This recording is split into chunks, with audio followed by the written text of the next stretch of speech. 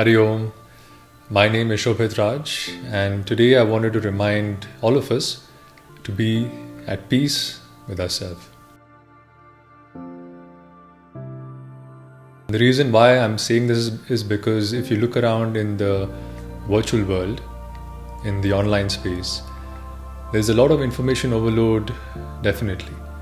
But if you look around and observe closely, most of these sources of information are disguised in the form of knowledge and presented as books, podcasts, courses, videos, and certifications.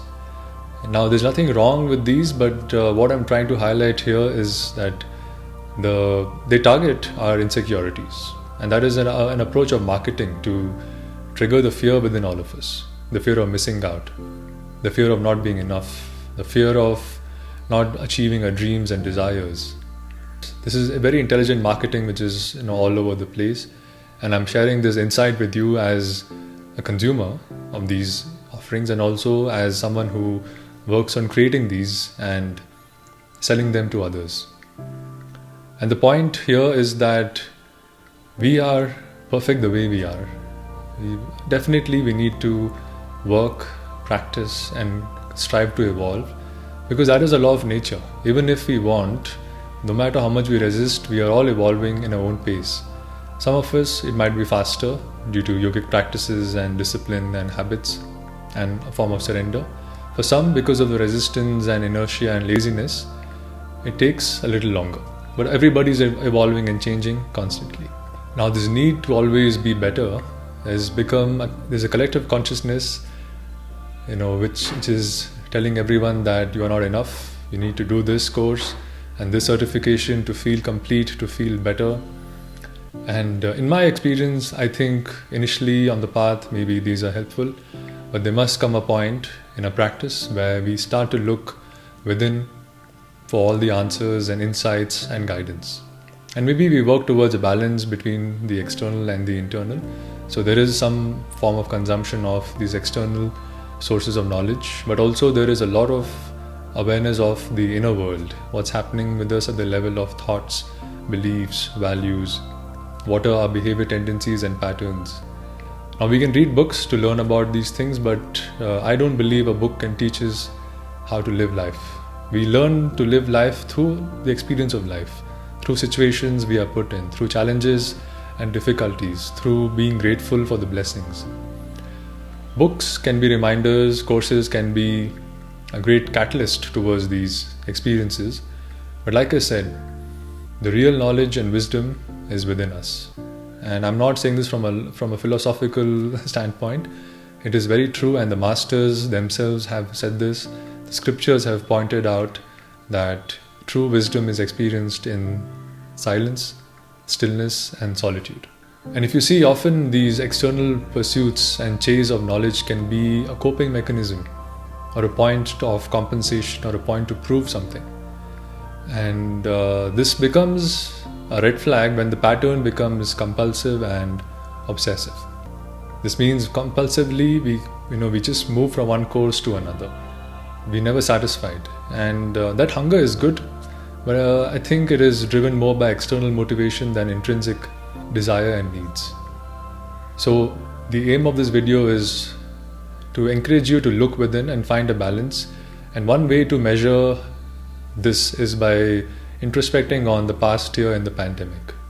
We have seen a huge surge in number of coaches, certifications, and offerings online.